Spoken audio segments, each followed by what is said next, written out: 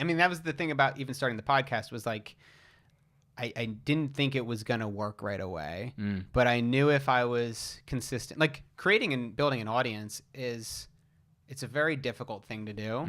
And there's so many people trying to do it that I was like, it seemed impossible. I was like, there's no way. There's no way I could build an audience. But I was like, but other people did it. And I'm getting all this advice. And everybody's telling me this is all you have to do is put in the work every day. Be consistent. Go all in. Give yourself a year to 3 years. Like, give yourself the time and have the patience to stick with it in the long run. And it will work out. Purpose in the youth. Purpose in the youth. Purpose in the youth podcast. Welcome back to the Purpose in the Youth podcast. Don't give up until you find your thing. Don't be afraid that you don't know what you want to do yet, because I didn't know what I wanted to do yet. I still don't know what I want to do yet. I'm still trying to figure that out. If you don't have it figured out early, don't think you're never going to find it. You really make your own opportunity. What do you genuinely enjoy? Everything is strategic. I mean, nothing ends up how you want it to end up. You go around once, there's no dress rehearsal. But you have to understand yourself to know what your passions are, and then it just comes really easily.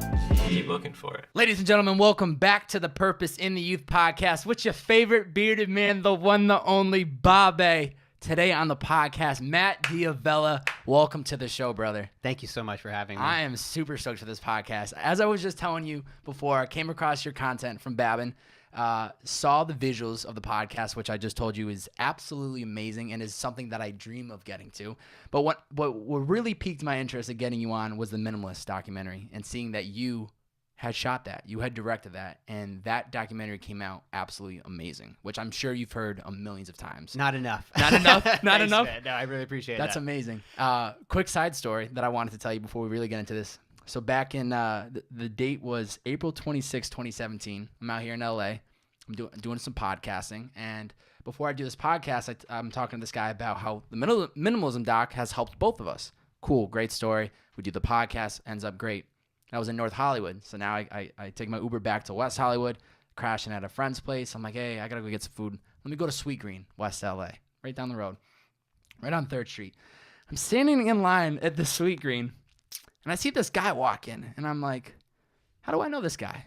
Blonde hair, sleeked back, gets behind me. I'm sitting there just standing thinking, how do I know this guy?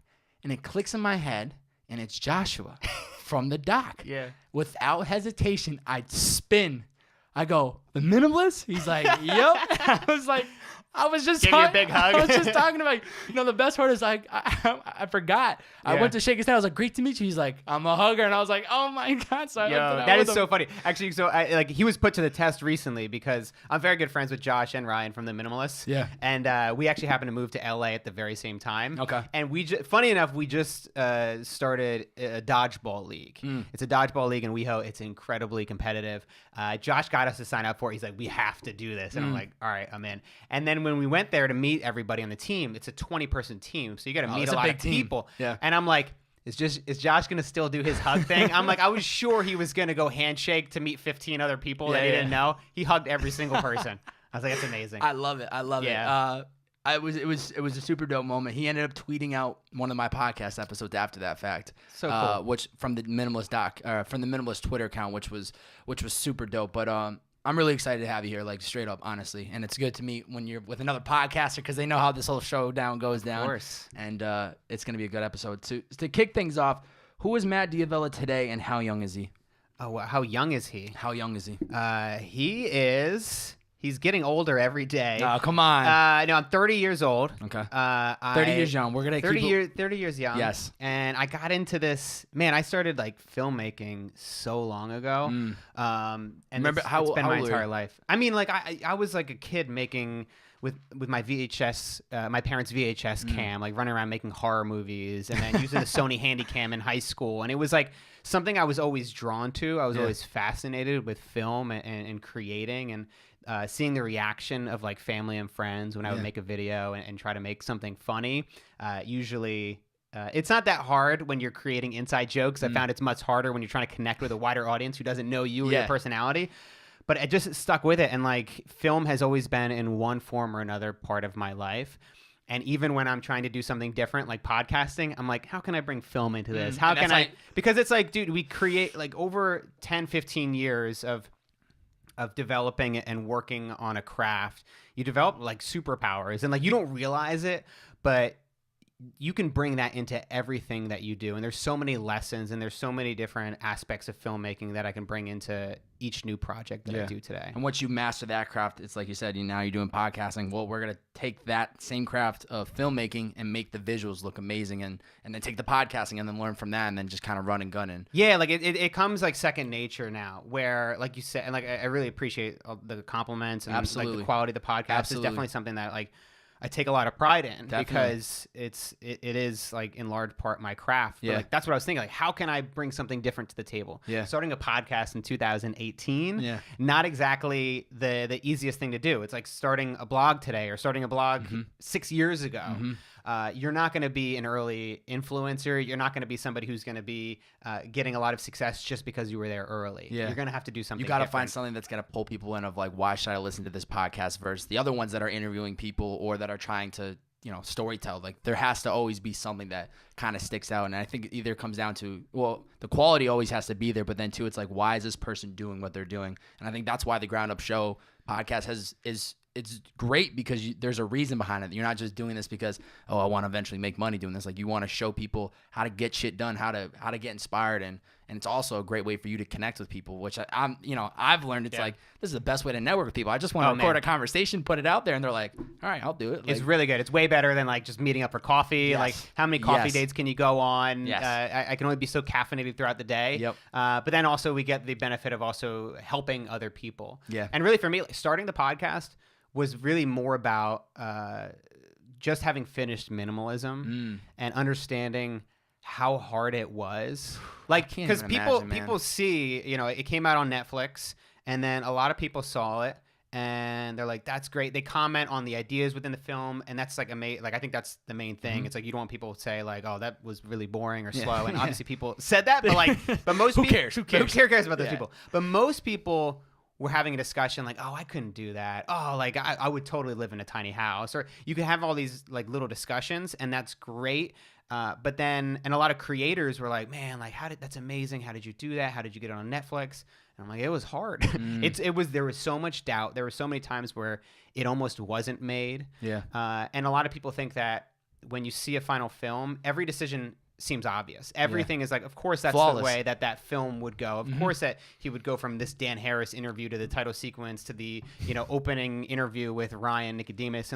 But when you are sitting back and you are looking at hundreds and hundreds of hours of footage, and you're trying to figure out, how do I make sense of this? How do I interweave these stories? How do I tell something that's compelling and engaging? It's really difficult, and it takes a very long time to get it right. So that was in part why I wanted to start the podcast, because I wanted to talk with other creators and creatives about their struggles, about their doubt, and how they were able to overcome those like internal battles to be able to put something like a documentary or a book out into the world. And I think I actually rewatched the documentary last night just because I wanted to really, I'm like a big energy person, like especially like 12, 15 hours before a podcast, I just want to go all in on this person, like soak in everything and just kind of get the mood for it. But, watching it last night, I'm sitting there thinking like, I'm not a filmer, but I understand like, okay, he could have gone longer with this clip. He could have done this. There's just so much that goes in. And I think that was the hardest part when I was starting the podcast. This was really my first creative venture. And I remember talking to my buddy. I was like, man, I don't know if I should do it this way or if I should do it this way. How do you make songs? Like, how do you know whether to go this way or to that way? And I'll never forget, he just looked at me. He's like, dude, when you're creating, there is no wrong or right way. You just have to do what you think is best and see how it goes and just adjust along the way. But before we get into the podcasting, before we get into minimalism, take me back to Lebanon, New Jersey. Is that where you grew up? Lebanon Township, baby. Okay. Shout out to Lebanon Township. What's up? What's up? Paint me the Picasso. I know you had a brother, Mark. Parents, what was it like growing up there for you? Yeah, I had more than one brother. I actually come from a family of 7 kids. 7? Oh my God. Big Catholic Italian family in New Jersey. My mom comes from a family of 17. So 17? Yeah, so big families. And you know, it wasn't strange really growing up. I knew I got a lot of attention because of it, and it was like, oh my god, your mom's having another baby. How does she do it? Where were you on like the spectrum? Were you the oldest, youngest, I was middle? the third child. Third child. Okay. Yeah. So you had the 4 of them below you. Like, Yeah. This is how we're gonna run the town, folks. Right. So now it's a little bit, for me, it's a little bit crazier, and I give my parents so much more respect. Yeah. Being able to look back as an adult, being like, I couldn't do one kid right now. Yeah. And like the fact that they were able to raise all 7 of us is amazing. But I think that is a big part of my story, just always being close with my family. Like, we're all pretty creative people. What did your parents do? My parents actually weren't even in a creative field. My parents worked very middle class jobs. My dad was a produce manager at a grocery store. And then my mom was a babysat. She babysat for like 20, 30 years. They both did the same thing for maybe 30 years. Yeah. And but it was like my older brother Mark was always into like building websites, like early stages of the internet when like Busted Tees came out.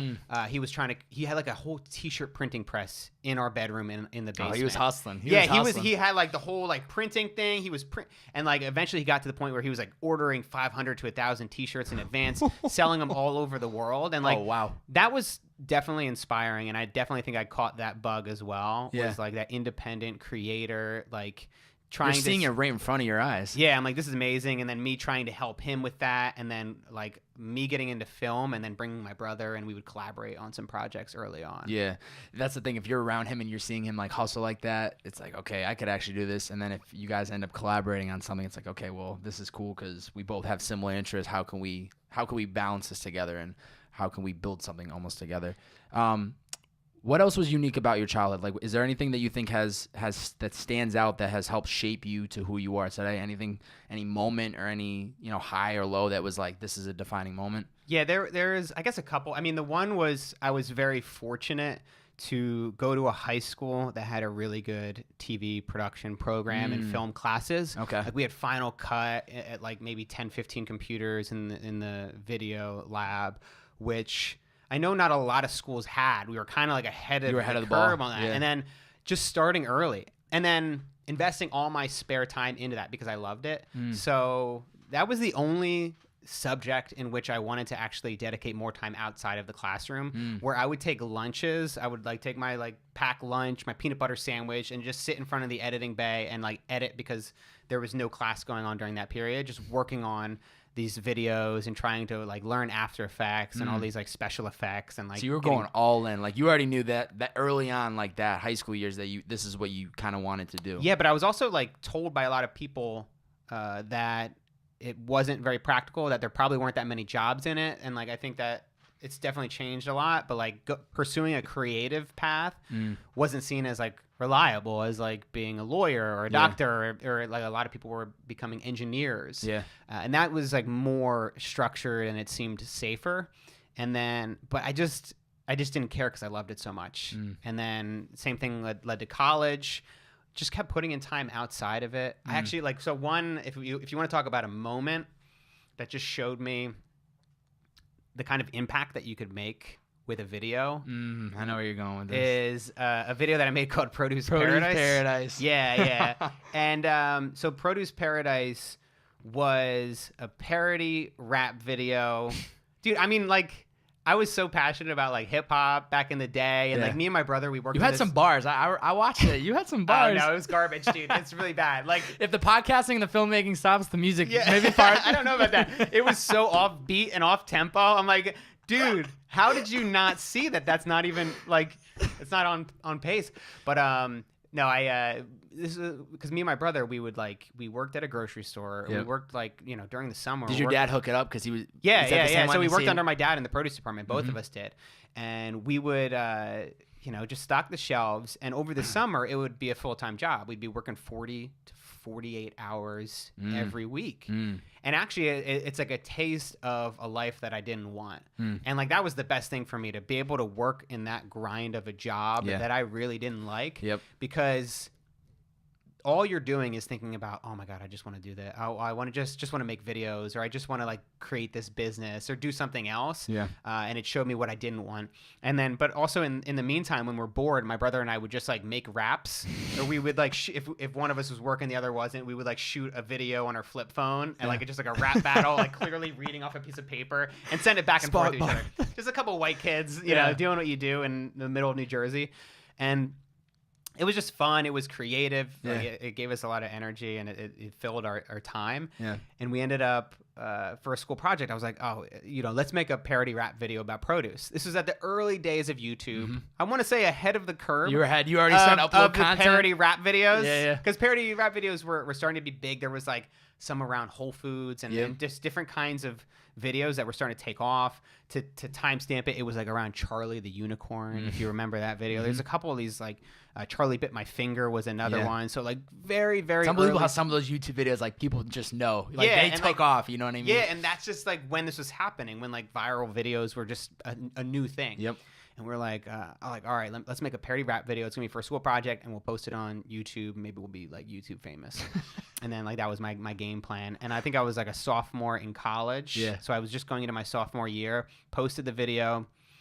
Nobody really watched it. Like people in our grocery store watched it because we were telling everybody about it, and like Oh, so you were telling people at the grocery store, like, wait, Yeah, check like, out, yo, check out. Here's your stuff, but also check out our rap video. It's pretty good. No, I wasn't. No, not people, patrons of the store. Okay. But like the friends you like worked the with. coworkers and stuff Yeah. that were there, and a couple of them made I also cameos. worked at a grocery store growing up Oh, too, you so did? I know how that works. Like working at a grocery store, it's cool because there's so many people, so you kind of just get to know everyone. Oh, he's in the front end, or she works in produce, or it's like a weird like vibe. But How old were you when you? I started my sophomore year in high school, and then I worked up until I think freshman year of college. I don't even think I ever resigned. I don't even think I ever quit. I think I still might be in the system. Like if I call them, like, hey, You just, like, punch in coming tomorrow. back next week. Just make sure I get my digits in. But Yeah. I never like left the job. They never fired me. But I think we like learn how to. That's how at least I learned how to be an adult. Yes. It's so funny to think back on it. Yeah. But like, just being nervous going to work, like, and having small talk. yes, Hey, how's it going, Matt? Good. Like I'm just like really nervous. I don't know what to say or Yeah. how to act, and it's like it taught me a lot about just how to Communication. how to communicate and how to like get along with people. yeah. And You got to learn how to deal with the customers because Yeah. some of you're gonna look forward to seeing. You're gonna see them every week, and they're gonna be happy and joyful and just how you doing, man? Good to see you. And then you're always gonna get those customers that are there on the worst day of their life, and they just take it out on you, and you have to sit there and just kind of keep the face on, and then you're dealing with upper management and I think it's like it teaches you patience. Yes. Right. And Yes. like that you don't want somebody else's mood to affect yours. Like how weak are you? And I like obviously it happens to everybody, but how weak are you that somebody else can come into your life and shift how you feel? You're having a great day, and then all of a sudden somebody screams at you, and now you're pissed off. Now you're angry, and you're like tense, and you carry that through the entire day. Yeah. I feel like you can work on that to make sure you actually don't have those kind of reactions, and then maybe it spikes up your adrenaline for like 60 seconds, but then as you get more experience, you learn to just push those things away. Yeah, I definitely was somebody that would take those instances and let that ruin my day. And then I kind of learned, I think, through either meditation or it was just growing up and realizing there's something else in that person's life that's affecting them that it's actually not me. So there's no reason for me to carry out the rest of my day and be pissed off about it and think that, oh, this is, whatever that person has going on is their fault and it's not mine. The college, though, you went to Bloomsburg University in Pennsylvania for 2 years. BU. I'm used to Boston University, but we'll go with that, BU. And then did you transfer to Temple University? Yeah. Okay. So That was like around the same time as the lawsuit. Oh. So I mean, and like when things popped off, That was not a- we never even finished the story. Yeah, we got to go back to that. That was not a cheap Imagine lawsuit. if we like let that just let it slide. Yeah, and you're like, what the hell? Where happened did to the that story whole go? rap video. Yeah. So I ended up getting. So we put the video out there, and then like people in the grocery store started talking about it, like people that worked with us, and then a couple people that didn't really like us or thought that we were like privileged because our dad was the produce manager. my I don't know. God. It's some like stupid bullshit, like small town politics. Yeah. And then they complained to upper management, and then we ended up getting fired. We got suspended for a week, and then we found out we were fired. Okay. And we're like, damn. And we're trying to reach out to media outlets. This is crazy. Like, You guys are trying to get this ball rolling? We're like trying to like reach out to people. Like, you gotta hear this story. Like, they fired us. This is like wrongful termination. Yeah. Nobody cared. Not one radio show, not one newspaper picked it up. And then we ended up, and then like another week went by, and then we got a call from a reporter he was calling from the courthouse, and he's like, hey, I was just looking through these documents, and I saw that A&P, like global giant supermarket, they were at one point the largest grocery chain in America, actually one of the first grocery stores in America. We found out that they're suing you for $7 million for defamation. And I didn't know that.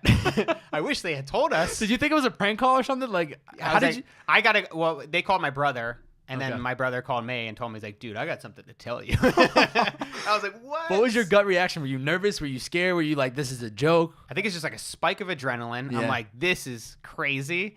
And then I'm like, I guess I'm going to get that attention that we wanted for the video. Right. And I'm like, this is great. This is kind of cool. And then I think it starts to sink in that like, oh no, we're getting sued and we're already in debt for college. Like, how do we now figure a way out of this? Because once so basically he put out a story the next day in the Hunterdon Democrat that went out to 500,000 people in New Jersey. Wow. And then the story picked up from there, and like we're getting, driven to CNN, American Morning, national television. My brother's on the phone with like Fox News, like his Are you guys treating this like a press run? Like, yeah. We'll get back to you. I gotta go do this interview. Actually, you know what's so funny? I'm such an asshole, but like there was a local reporter from Bloomsburg that kept trying to get after me. He's like, Matt, I just want an interview, and I'm like, you know what? I don't do local news anymore. Like, it literally turned that quick, where I'm like calling reporters, and I'm like, hey guys, I got a great story. Nobody's listening to me. And then all of a sudden, they're calling you back. Yeah, and then like I leave my dorm, and there's the guy that was calling me with his camera set up outside of the dorm, and I'm like, just to get that interview, just to get the soundbite, and I'm like, hey man, I'm guessing you're here for me. And then he's like, yeah, just got a couple questions.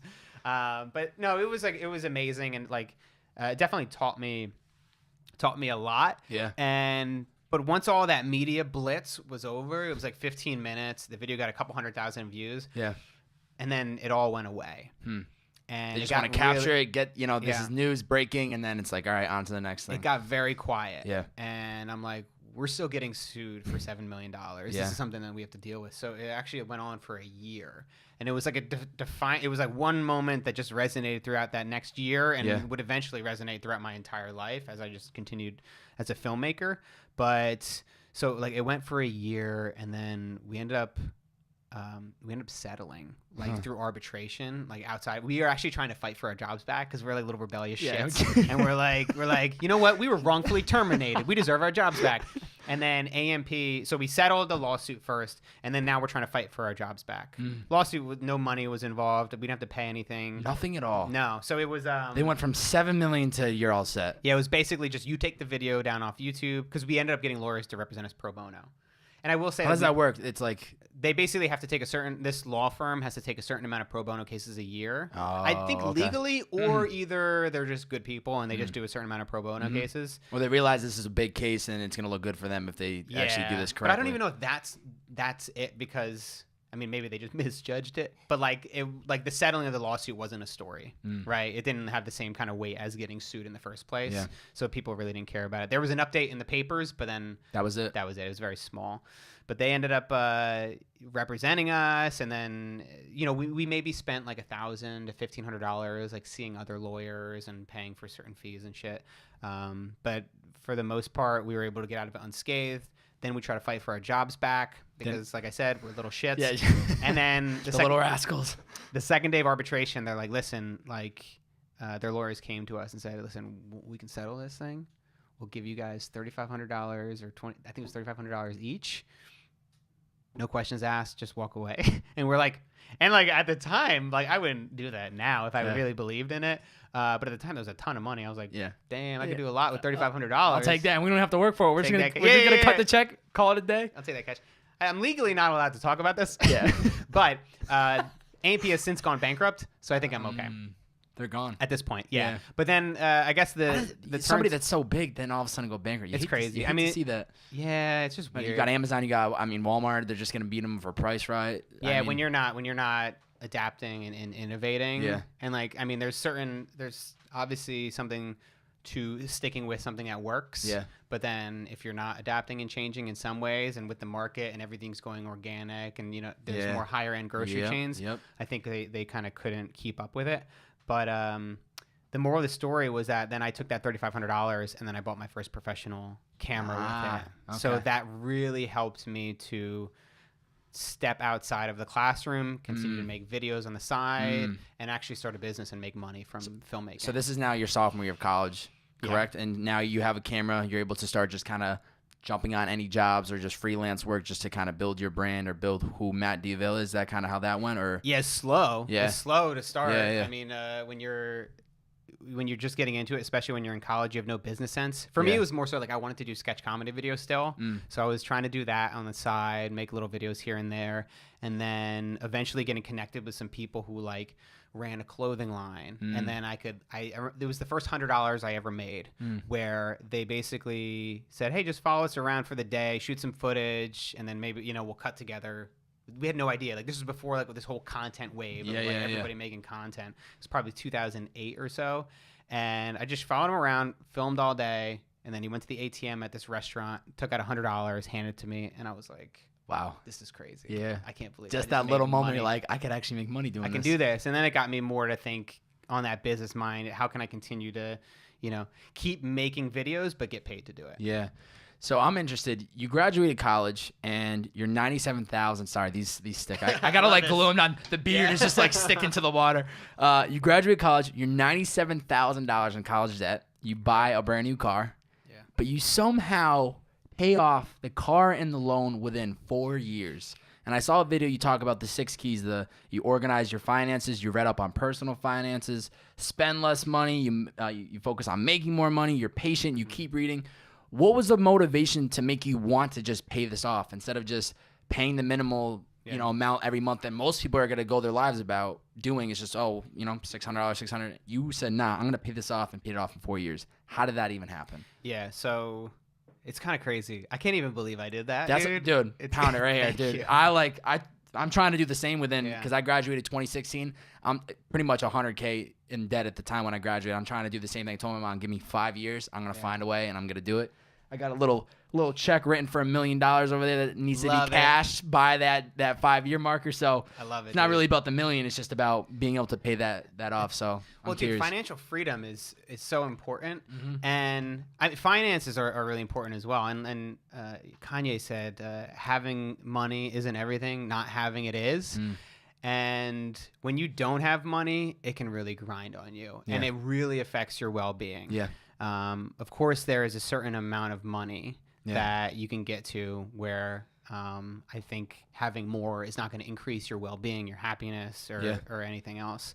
But moving home, being in debt, not really being able to date, not being able to, because I'm like moving back home to where I grew up. Like I'm not dating people that I graduated. There's no dating pool. I mean, I was on Tinder and OkCupid and stuff, but there's no matches. There's nothing coming in the pipeline. Nothing. So at it's all. like it's kind of depressing, and you're just like, I'm living in my parents' basement. I'm back to where I started. I got a college degree. All my friends are going out, and they're starting salaries and starting jobs, and they're starting to make money. Some of them are like, close to 6 figures out the gate. And that really just makes you feel like, damn, I'm like moving backwards. Yeah. I'm going back. And I was in a little bit of a rut. And then I saw an interview, Last Call with Carson Daly. I don't know if you remember the show, like from back in the day. And he was interviewing Tom Shadyac, who had just directed a documentary called I Am. And previously, before that, so basically on the interview, he talked about his story where he was directing all these big movies with Jim Carrey, Ace Ventura, Pet Detective, all the great comedies that we love from like the 90s. Yeah. He got everything that he was supposed to want in life, moved into this mansion in Beverly Hills, and, turns the key, opens the door, and he's like, why did I do this? Like, this is not making me happy. I don't actually want this life. So he ends up getting rid of all his shit, selling his home, selling his cars, and moving into a trailer park in Malibu. And I was like, you could do that? Yeah. Like, that's an option? That's a choice? Like, we can actually, live life we can actually intentionally get rid of our stuff. Because in my mind, the only thing was to just keep accumulating, get a nice house, car, and all this stuff, so then I could prove to myself and other people that I was successful. And then that actually just radically started to shift the way I looked at the world. And then I started to serendipitously find like the Minimalists blog and other people like Zen Habits, Leo Babauta, people writing about minimalism, and then in turn writing about finance and financial freedom. And it almost took me on a run of self-development and working on myself. And one of those big things early on was like this weight hanging over me of my college loan, $117,000 in debt and the new car and all that stuff. So it got me to take a step back and think like, all right, you know, I've been putting off looking at this. Like, I didn't even know the password to my accounts to log in. Like, I was like, what? Like, how do I even get in here? I had to reset them all because I just didn't know. Yeah. Half the time I have to call my mom, like, what's the password for Wells Fargo? I don't remember. Yeah, me too. I'm like, Mom, what's the PIN? Like, I totally forget. And then I end up just taking a look in. And, you know, one of the first things that there was a couple things I did early on, but it was like, punch everything into mint.com. And then that gave me a bird's eye view. And for the very first time, I was able to see that I was not worthless. I was less than worthless because I didn't even have zero net worth. I had negative 117,000 because at the time when I moved in with my parents, I had maybe $13 in the bank. Yeah. At one point, I like overdrew on my account. I had to borrow $50 from my mom. So it was like really, really, really tight. And so I was literally starting from nothing and didn't have much money, but like being able to see that bird's eye view, being able to see the fact that I was in negative net worth, and then reading from the advice of other people saying like, if you were able to pay off your debt, you're going to be able to have so much more freedom. You're going to be able to, you know, instead of being in a hole every month, you're going to be able to save money. You're able to save for your future. Yeah. And another thing I did early on, which is kind of corny, and I think we should lean into corny situations. Sometimes we try to be too cool for school, and like we're afraid to read the personal development or self-help book because it's self-help. And if you get caught in the self-help section of a bookstore, you're a weirdo. Yeah. And like, no, screw that shit, dude. Like, if you're afraid to work on yourself, then that's like your problem. That's a bigger problem. I'm not worried about it. So I did something that was kind of corny, but I just wrote a letter of apology to myself, basically a forgiveness letter. So I forgave myself for putting myself into debt, for making that stupid decision at 18, and then also seeing this as a challenge. Like, this is the biggest challenge of your fucking life. Like, this is going to be the most difficult thing you will ever overcome, but you're going to learn so much more about it. You're going to learn more about your relationship to money. Like, my relationship to money radically changed because I was in debt. It was a horrible thing. I don't wish it upon anybody. Yeah. But being in that debt, it made me look at money differently, and it made me see it more as like, what kind of opportunity can it bring? What kind of freedom can it bring? Yeah. And on the flip side, if you don't manage it well, what kind of torment it can bring? Yeah. And that's the tough thing. It's like you have that thing hanging over, and I know every month it's coming, but it's like, so many of us now are just trying to figure out, so many of us are trying to figure out, how do I pay this off while balancing, you know, investing instead of paying an extra $200 on the loan where I know it's going to help me pay it off quicker. Instead, I could just take that $200 and buy new equipment, or, you know, it's like, that's a whole thing that I always kind of battle with myself. It's like, I could just pay this off, you know, another month, or I could take that money, invest in equipment.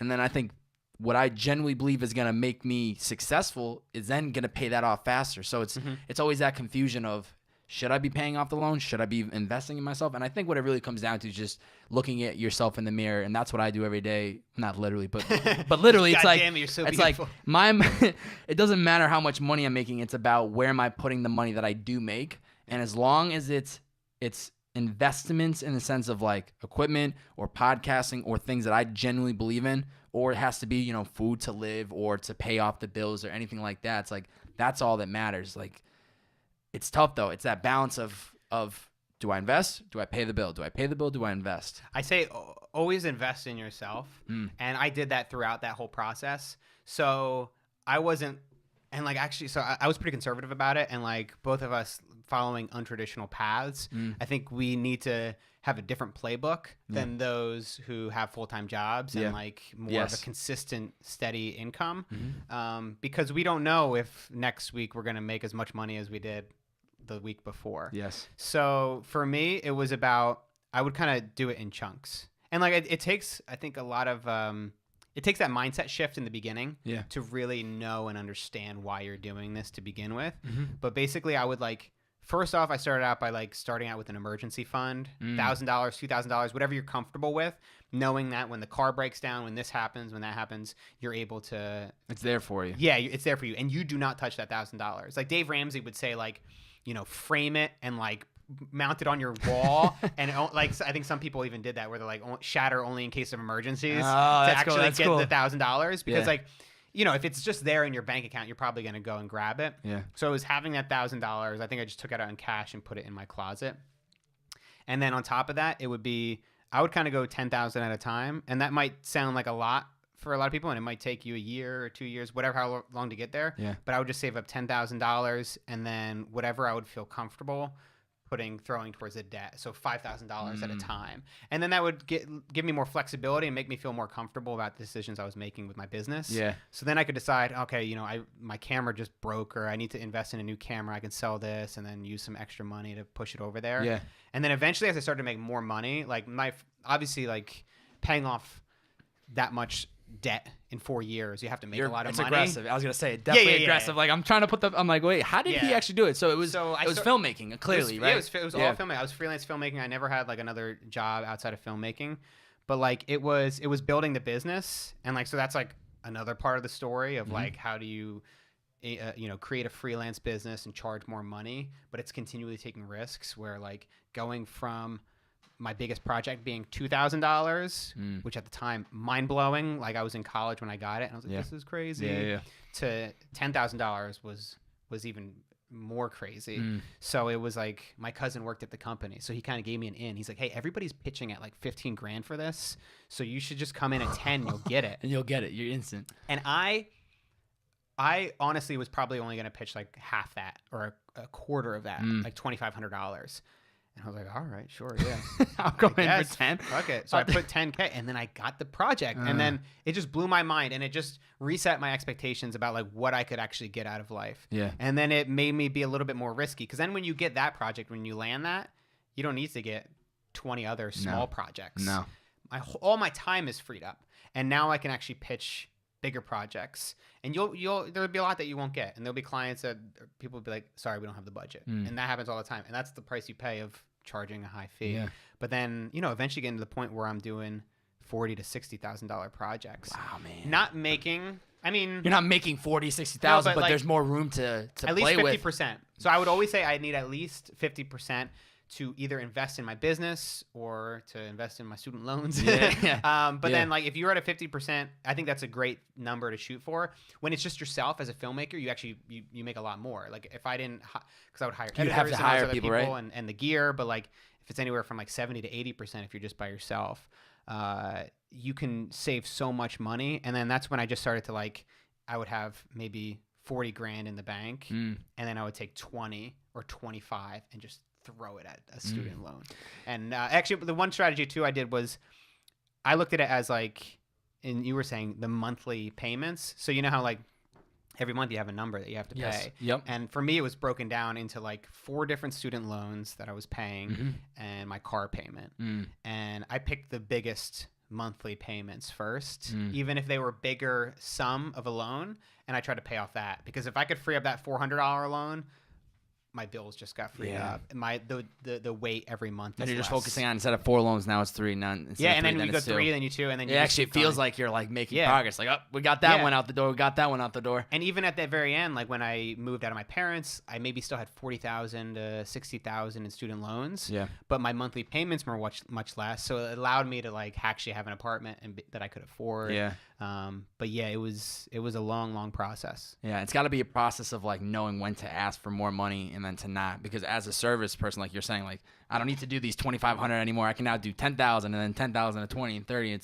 I would imagine that's got to be like a balance of trying to, how far can I push myself and what can I actually get? Because at the end of the day, I guess there's almost like a line. It's like you want to make sure that you're not screwing people over, but you also want to make sure you're not getting screwed over. Well, here's the thing. It's like, I don't think that you're screwing people over by charging them a high premium or a high cost, because we're working in like this is how the economy works. Like if I am in such high demand And my videos are so good that I could charge whatever the hell I want. Like I could charge 20 grand for this video. If you don't want it, that's totally fine. I know I'm going to deliver. I know there are certain things that beyond quality, what people would want is guarantee that it's going to get done right the first time. The fact that I'm a pleasure to work with, that I'm somebody that like responds to your email right away. I've worked with contractors where they don't respond for a week. And I'm like, dude, I'm not even like, this is, I would rather pay like 4 times as much to get somebody that's prompt, that does everything right. So it's having the confidence and being able to charge more, and then knowing that you're going to deliver to them. And then also like, if you're not going to deliver, be willing to give them money back. I never had to do that, but I'd be willing to do that if somebody was so upset or so distraught that they're like, this is like, I'm sorry, like this is like, you did a shitty job.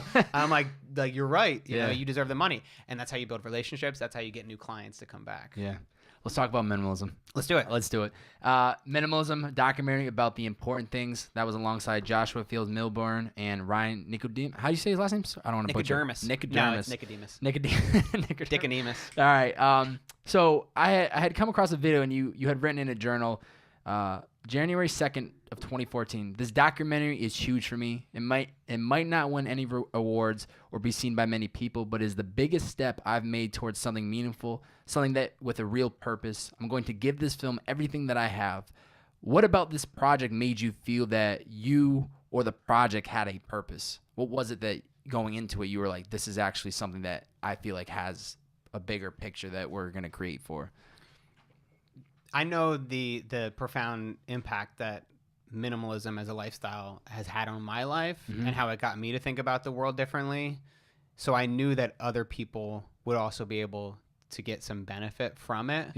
I didn't know if it would resonate or connect, or if like I said, like it's kind of crazy even thinking back on it. Like I was just hoping that maybe a few people would watch it and like it, or that maybe we could just, release it to Josh and Ryan's audience, and that would be enough for me. But it was like, I guess it's just something in your gut that tells you that this is the right decision to be making.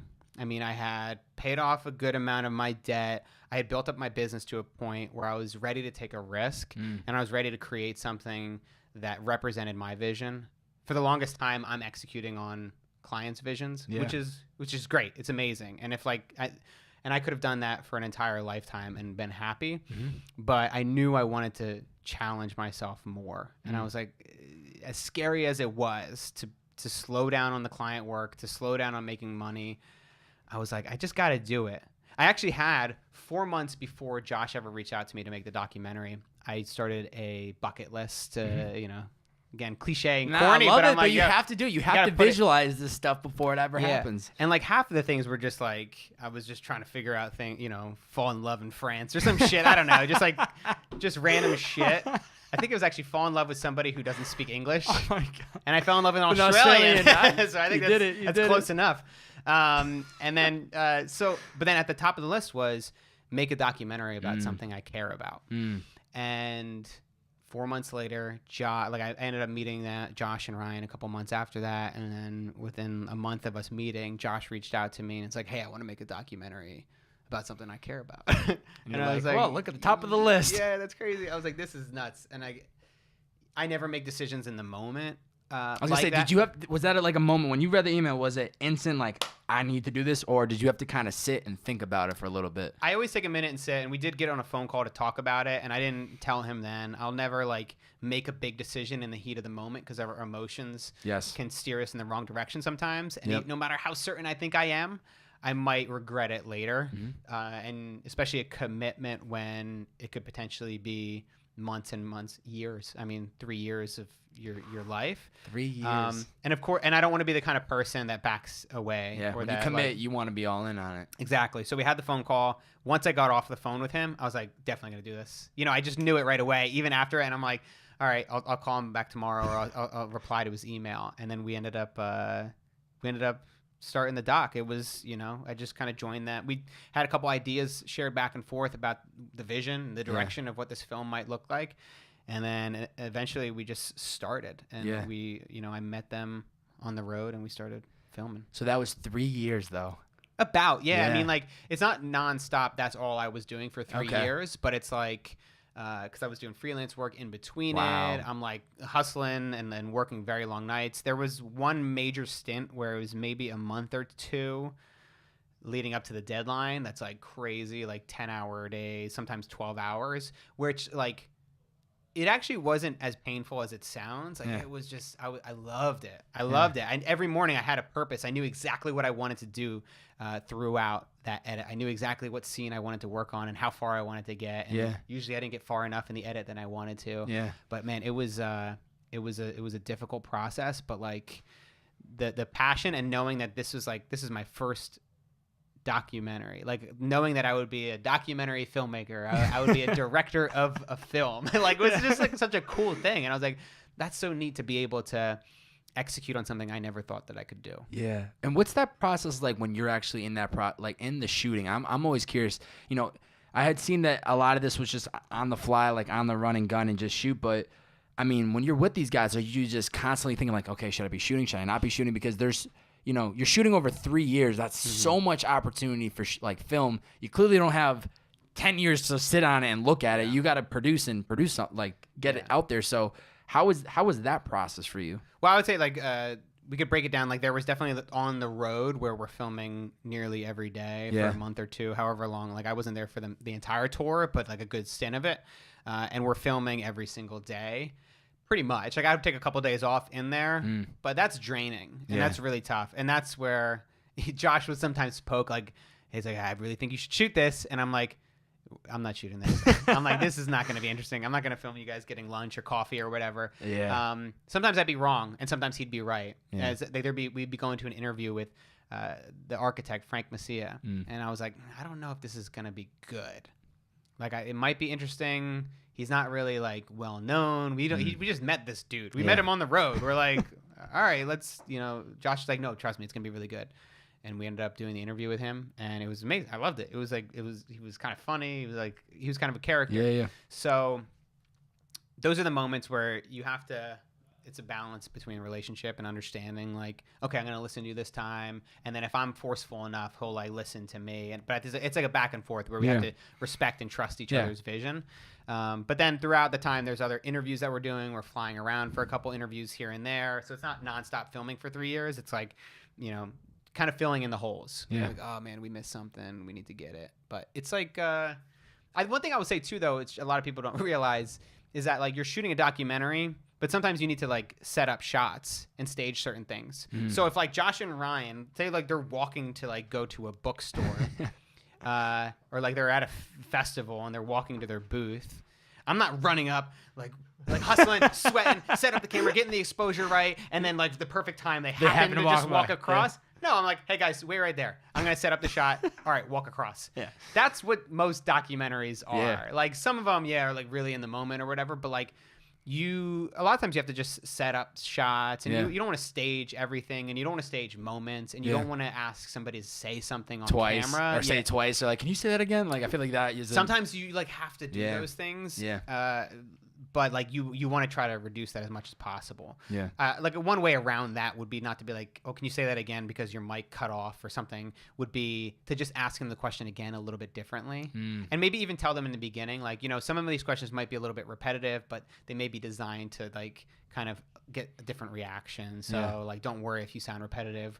We're only going to share that sound bite once. Just say it one more time. We're just going to ask you one more time. Yeah. But I mean, sometimes those uncomfortable conversations, you have to have in order to get what you want. Because like if we fly out to LA to shoot an interview with Sam Harris and the mic cuts off or something and we don't get that soundbite that we really needed to tie together this scene, that's on me. And I'm the one that has to deal with that in the edit. I'm the one that has to make it right. So it may be a little uncomfortable to ask for certain things, but then in the long run it pays off. You have to actually ask for it. You have to do it. Yeah. What do you think you learned about yourself from that entire process? Because you guys start. This is there is nothing but just an open field of just trying. You're shooting a documentary, ends up getting on Netflix. What did you learn about yourself from actually seeing that process? Well, I would say like for me personally, it was like don't continue to not have expectations. Yeah. Like we were talking earlier, I had zero expectations going into the film, so I didn't have to like. Anything that happened was amazing. Yeah. And it was a complete surprise to me. But it also just showed me that anything's possible if you have the right intentions. Yeah. And if you follow what you're really passionate about and you follow your gut, Yeah. that anything's possible. It's kind of like, I don't know if you saw, like, I'm trying to get The Rock on my podcast now. We're going to get into that. Don't you worry. We're going to get into that. I had to give I The couldn't Rock disrespect plug. you and not bring this up in this podcast. Yeah, I bring it up in every interview. Oh, there's no way we could not talk about that. Yeah, but I think that's one of the reasons why I did that as well, because I was like, every other time I've had a goal, a vision, or something that I wanted to do, and I just committed myself to it. It didn't always happen overnight. It never happened overnight. Yeah. But it ended up happening. Why do you and think I'm like, that? why don't I just... Why do you think it happens? Because I see it happen in my life now. Like, Yeah. I'm starting to see just little things, but it comes to life. Like, why is it that when we put our mind to something, it actually happens? That's the weird thing. I mean, that was the thing about even starting the podcast was like, I didn't think it was going to work right away, but I knew if I was consistent, like creating and building an audience it's a very difficult thing to do. And there's so many people trying to do it that I was like, it seemed impossible. I was like, there's no way. There's no way I could build an audience. But I was like, but other people did it. And I'm getting all this advice, and everybody's telling me this is all you have to do is put in the work every day, be consistent, go all in, give yourself a year to 3 years, like give yourself the time and have the patience to stick with it in the long run, and it will work out. That said, sometimes it doesn't work out. Yeah. Sometimes, because nothing is guaranteed, right? So sometimes we have to switch things up when we don't feel it right, or we get certain feedback that helps us to shift our message. And I think that's where our gut comes into play, to like try to make better decisions and try to build on our past experiences. But I think it was like, just like you were talking about, it's about having that consistency and just knowing that I'm not going to give up. So it's either going to work. It's like 50 Cent, like, get rich or die trying. It's like, it's got like the Kanye quotes. We got 50 Cent. You yeah. got all of them dropping today. Yeah, I know. But no, it's like, it's definitely about like having faith that it's gonna kick off, and knowing that you're not gonna quit. I mean, that's it. That's it. Yeah. You have to do it. You have to do it. Yeah. I don't know. It's not. It's really. I feel like that's all it takes a lot of times. But again, that said, I mean, like I like to live life in balance, and like I love to take risks, but I'm all about calculated risks. Yeah. So, you know, in starting my film, I wouldn't have done that right out of college when I was in debt. I knew I needed to make some money first, build my business first. But I think that, you know, if you're smart with your decisions, you can definitely make anything happen. Was there a podcast or someone that inspired you to want to start the Ground Up Show podcast? How did you, when did you start listening to podcasts? I'm always curious to hear, like, if somebody's doing a podcast, there has to have been somebody or something that really inspired them to want to get into podcasting. I think it was probably Tim Ferriss's podcast. Amazing. I mean, hard to argue with that. He's the GOAT. He is the GOAT. He's amazing. But also in listening to him, I also was like, I think I could do this better. You know what I mean? Maybe there's one or two interviews, and like that's just being like. No, you have to. I mean, it's also like talking from your ego, because then once you actually do it, you're like, oh, it's hard. Yeah. This is really difficult. Yeah. Having listening to an interview and thinking of the next question to ask is so much easier in the comfort of your own home than it is when you're sitting in front of the person and you've got 1,000 things going on and you're trying to make sure the audio is sounding good and everything is recording right.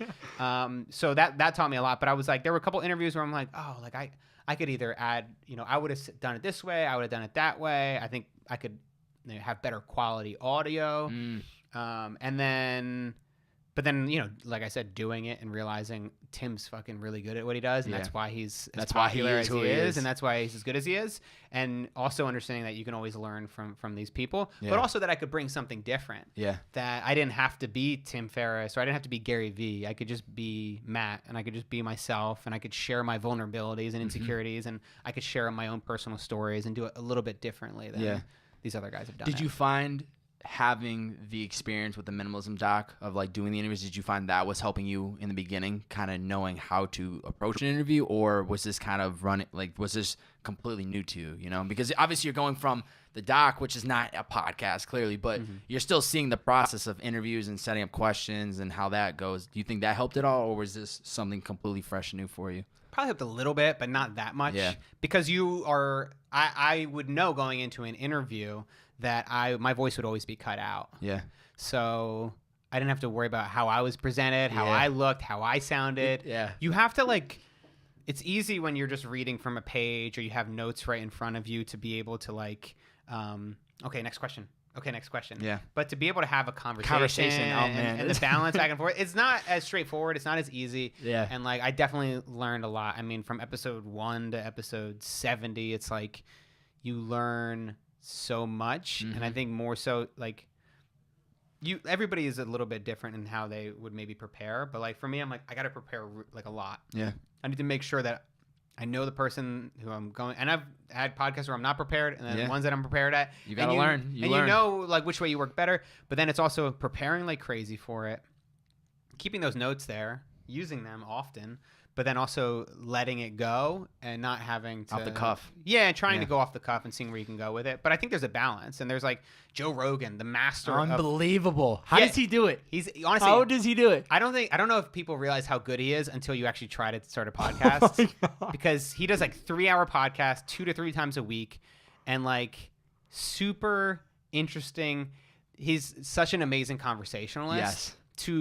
To be able, he riffs on a topic for over an hour where I would have given up in 10 minutes. I'm all right, next topic, right? Topic. And I'm dude, you're brilliant. But yeah. It's amazing. I mean, he's been doing this forever. I know. And it's just I think it's evolved from previous things that he's done as well. Yeah. And the fact that he can just run and gun with it, he doesn't use notes. He doesn't really pay. I think I think he literally brings in the guest and he's like, how's it going? Oh, and you just hear the conversation. It just flows. It flows. And dude, some guests are tough. I know, I've seen 1 or 2 episodes where I'm this guest is super quiet. They're not really giving a lot. Yeah. And I'm Rogan, how do you do it? How do you he keep just that? pulls. And he keeps pulling 3 it out. hours later, the podcast is done. And I'm he gets amazing. them warmed up and he just pulls it right out of them. Yeah, it's pretty amazing. I've seen on the podcast you like I said, I found you from Babbin, so even before then you have so much content out there, but we got Asher Roth has been on it. You had both the minimalists on it. Babbin, as I said, you have Lewis Howes, which is going to be coming out soon, which we were talking about earlier. I'm super stoked about.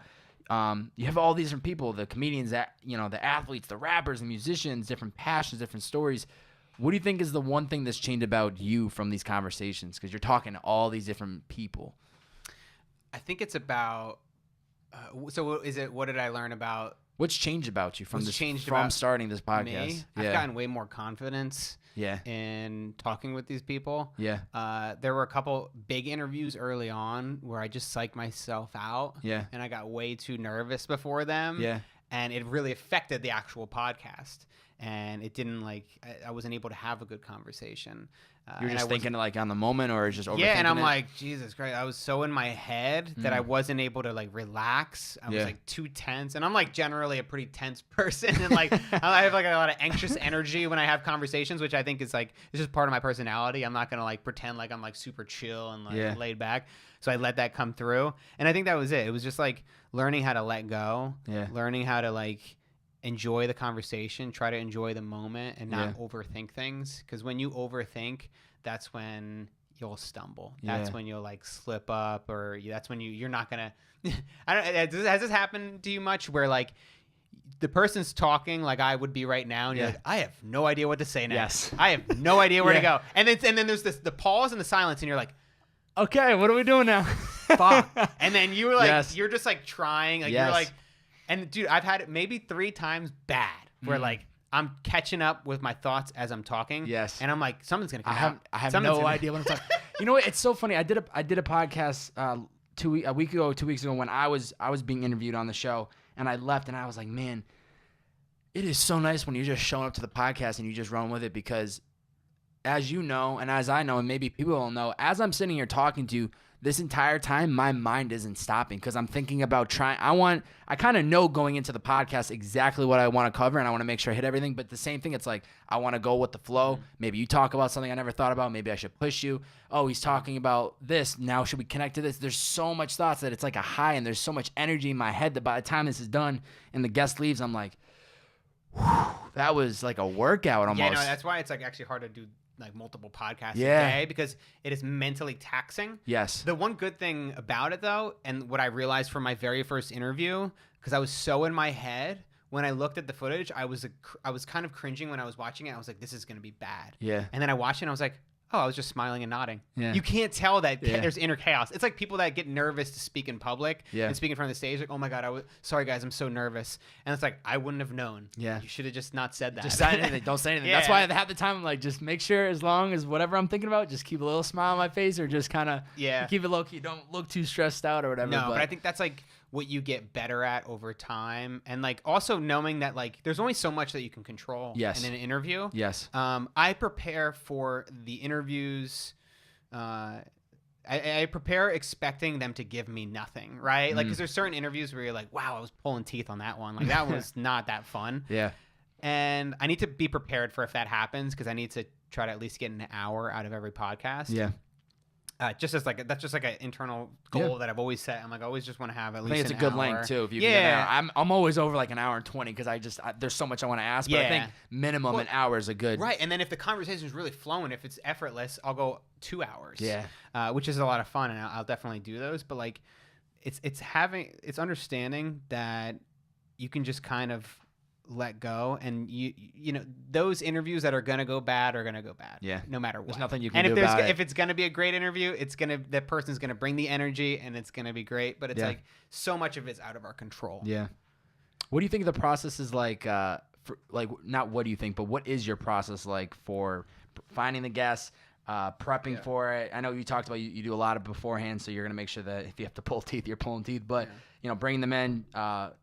We were kind of talking about earlier, getting all the content ready and then publishing. What's that process like for you? This is like a podcast nerd standpoint. I'm always curious to hear how people go through it. Yeah, I love it. So I think it's evolved because in the beginning it was very hard to get guests. Yeah, just because it was like friends of friends, and then asking those people to connect with people. Starting point. Yeah, that's been the biggest thing. It continues to be the biggest way to get guests is that I'll ask previous guests to give me a recommendation of 2 or 3. And the one thing that I would say is, and then, if you could just send me links to their work so I could check them out, that'd be great. Because I have had people do preemptive introductions. Like, hey, do you know anybody who would be good for the podcast? And they straight up intro me to them. And then I'm like, oh, this person's not good for the podcast. Yeah. So I definitely make that clear. And then I'll do my own research too. I'll try to find people that are inspiring to me. Like there's a lot of time that goes into researching. Absolutely. And there's different avenues to find it, whether it's like related YouTube channels or trying to find creative people who are connected with this person. Yep. It's not like straightforward. Research is very fuzzy. There's a lot of time behind it to do that. Yeah, and it's a very fuzzy thing. It's not like concrete, like, well, this is the research phase. It's kind of like mixed in. Sometimes you discover people by accident. Yeah, and I've had like a growing list, a spreadsheet of people where I just continue to add them to the list. I reach out, and I have a canned email that you can actually create in Google in Gmail where you can do canned responses. I don't know if you've ever done this. No. But if I get a lot of people reaching out being like, hey, we'd love to screen your film at our festival and blah, blah, blah, or we'd love to do a screening in India. And I'm like, I just click, it's like a right click on the lower right hand of the composed Gmail and then come up canned response, minimalism screening, click it, and then it pre-fills the entire text.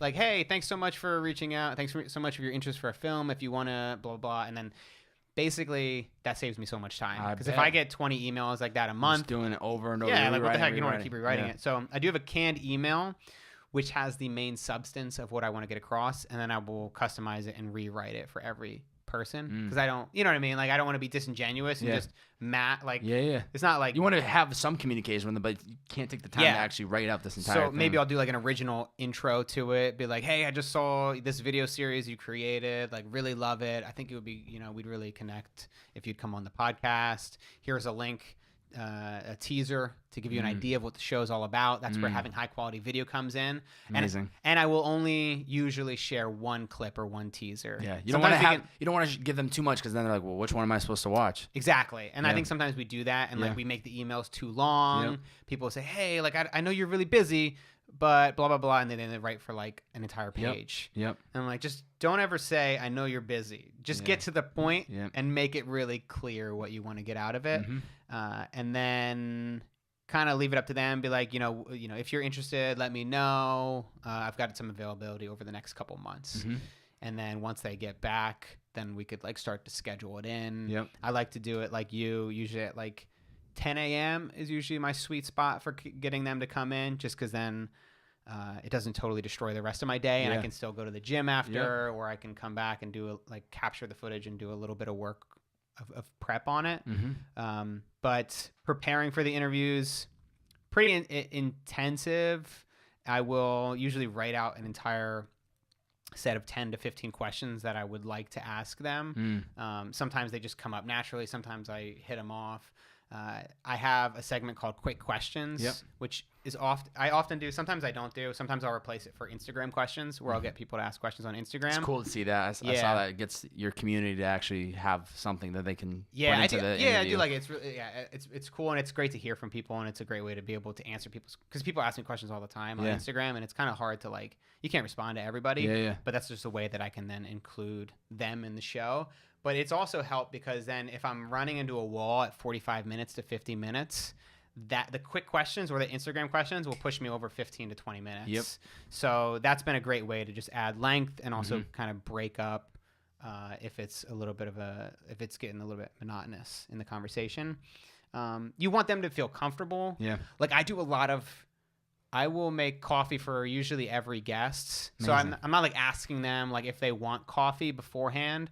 So here's what I do, because I'm like kind of neurotic, but I will make myself a cup of coffee first. Then I time it, and I'm like, okay, so they're gonna be here in 20 minutes, 15 minutes. So I'll start that cup of coffee. I'll have it boiled. I will make the cup of coffee, and then once that cup of coffee, it's basically I finish it. 5 minutes before they would arrive. It's crazy, dude. It's nuts. I love it. And then, so if they're late, they get cold coffee. Oh, their fault. It's their fault. Yeah. And then I not only do that, but then I refill the kettle and then I heat it to a boil in case they want tea. Is that nuts? Is that weird? Because also I know for a lot of people, it's fucking crazy. It's nuts. This is my life, though. This is. I can literally see this. Okay, we got 4 minutes. Go. Yeah, and we're off. And then when these fuckers show up early, I'm like, are you crazy? You gotta prepare for the early ones. Oh, the goddamn you gotta assess early the personality. You're like, if you come in early, that's why, dude. I was actually around the block for 10 minutes before I showed up here. I know how this game works. Man. I know this game works. Because you gotta respect people's time. Yeah. Like for somebody like Lewis Howes, who does tons and tons of interviews. Yep. He's doing me a favor. Yeah. He's not getting anything out of the podcast. Yeah. I'm not growing his audience by any significant percentage. You know what? But you are though. You have an audience that you do add value to him. Maybe he has more value to bring to you than you do to him. But you still have, even if he gets one. I'm a big believer. Even if he gets one person away, that could be something so much bigger for him. So don't downplay yourself. Right. But I get what you're saying though. Yeah, my whole shtick is downplaying myself. As we all do. No, but it's like, I want to make sure that I'm respecting his time. And even for people like him, though, I'll usually, unless I'm feeling it and I can run a little bit longer, but like him, Dan Harris, I know they're on stints where they do a lot of interviews and they're doing me a favor. So I'll try to make it as quick as possible. Yeah. I'll try to keep it closer to an hour than I would with somebody else who go a little bit longer. Yeah, where I feel like I can go a little bit longer, but you have to kind of play those in the moment. So yeah, I'm just trying to be very thoughtful about it. And then, chit chat a little bit, right? You want to try to get it flowing. A little bit of warm up conversation, but then of course you don't want to talk too much about things that you would want to talk about on the podcast, and they would have to repeat it. Yep. But it depends. Sometimes if somebody comes in and they're clearly very quiet, I will actually get into it quicker because I'm not going to be able to warm them up. It seems like they're just more reserved and laid back in general. So I'll be setting up and kind of getting the cameras tweaked a little bit and hitting record. And sometimes what I'll do even is like I will talk for 10 minutes while we're recording. I won't actually do like an official intro to the podcast. I'll be like, let's just talk for 5. I won't tell them that. We'll just start talking 5 to 10 minutes. Sometimes I include that in the podcast. Sometimes I just snip that entirely out. Where it starts like picking up. Yeah. So then that way they're more comfortable, and then that way I can just. You're not like, here we go, the big moment we're gonna record. It's just kind of. I've done that before. Yeah. I've done some cringy things too, where at least it's cringy for me, where I will like read a monologue before the podcast with the guests there, and like it just didn't feel right. It didn't feel like me. Yeah. And I also felt nervous reading something that I wrote in front of somebody else. And I was like, this is kind of awkward. Now that I'm halfway through this, I did that 3 times. Yeah. And You got to try it though. You got to see what works and what doesn't. Yeah. I think the experimenting and trying different approaches has helped me a lot. And even now I simplified my intro a little bit on this go around. I cut out the voiceover for my intro just to try a different approach and to see like, hey, if I make this easier for me in post-production, am I going to get the same amount of downloads? Yeah. And so far it's been pretty similar. It's hard to tell the difference. Yeah. So I'm trying to tweak it in subtle ways. Just to make sure it's making your process easier, knowing that like even if you spend an extra 5 hours, it's not going to actually make a difference, but you still want to be happy with the final product, of course, So it's like because the content's the same. Yes. The heart of a podcast is the conversation. Yep. So how you start it, maybe it'll attract new listeners a little bit more, but I'm like, I don't know. Let me see where that balance is, and it's about just maybe I'll change it down the road. Yeah. The Rock. Dwayne, why? Let's talk about The Rock. Why do we want The Rock? I know you man, this is great. You have a picture of him hanging in your apartment. Yeah. You have a life-size cutout of him. I don't know if you casually carry that around West Hollywood. Maybe you do. You talk about him on all of your pods. You have a website dedicated to him. Get The Rock on mattspodcast.com. Why do you want to get him on the show? Do you follow The Rock on social media at all? I love him, bro. Yeah. I love him. On my bucket list, I have I want to work out with him in the gym. Oh, that's great. Yeah, I want to work out with him. I want to work out with The Rock too. Let's do it. We can do it together. If I get him on the podcast, I'll put in a good word. Let's do it. The Rock is like super intense. Yeah. Here's it. Like my girlfriend Natalie, like she didn't get it when I first came up with the idea. Like she knew that I really wanted to try to get after somebody who's ambitious, and then she started following The Rock. And she actually recently said a couple months ago, she's like, like initially I didn't get it. I didn't understand why The Rock, like why The Rock was the person that you chose out of all people. And she's like, I get it now because, you just see it in all the work that he does. He's genuine. He's humble. He's self-aware. He knows that he's The Rock. He knows that like he's this huge superstar. But also he makes the time to give back. Yeah. He's somebody who shows that it's not about getting somewhere. It's not about like achieving anything or having success. It's about that process and the journey, and it's about the creating of it. You know what I mean? Like the dude can stop working out now. like he did it. He got to the point where he's there. He's there. But nothing's gonna change. But dude, it's like he wakes up at 4 a.m. to like get his workout in and just grinds it out of the gym, 90 degrees. Like this dude continues to put in the effort. He's super inspiring to people. Yeah. Like all those things are a reason why I would want him on the podcast. But then also it was the additional thing of who would be the hardest guest to get on the show. Like who is the biggest superstar on the planet? Who, by the sheer fact of me getting them on the show, would prove to other people what's possible? And also it was just hilarious because I was like, I had 100 downloads a month at the time. I'm like, there's a joke that The Rock would ever come on my podcast, which is why you have a website and you have all these other things. I'm like, how can I just go, like, what can I actually do to get his attention? Yeah. And you have doubts. You're like, is this actually going to work? Like, whatever. It doesn't matter. I'm just going to keep doing it. Yeah. And then, like, he tweeted at you. I saw that. He tweeted at me twice. And both of those times were just mind-blowing. Like, I never thought I would actually break through. Yeah. Like, dude that gets 20,000 messages a day across all these platforms. Yeah. The fact that he would respond. Yeah. I think I'm getting closer. You are, definitely. And it's just fun, man. Like, we focus too much on the achievements and the arrival at a certain place. And I think this goes for content creators especially, where you should be creating and coming up with ideas that your audience can follow along with. Yeah. Like if you have a goal like, working out with The Rock or whatever it is, we can come up with these different fun ideas and bits, and it's kind of, some of it's tongue in cheek, some of it's really serious. But then for your audience to be able to follow you along with that, you can make so much content around that that's fun. That people enjoy, have a good time, that can get people to laugh at. And that's way more fun than just, I got The Rock on my podcast. Yeah. It's people want to be able to see like, oh, how did he do it? Yeah. What steps did he take? At him. He made a freaking website. Like the website to me was like, this is it. This is like a dedicated website to getting him on the podcast. Like it doesn't get much more like, I'm going all in. Yeah, on I this. actually just redesigned the entire thing. So like it's a continuous process and effort. Like I just put in like probably 20 hours into like working on the website recently, where I think now it's more of like a blog type journey where you can scroll down and see the moments. Yeah. And then at the end moments, of it, the moments, the big moments. I love it.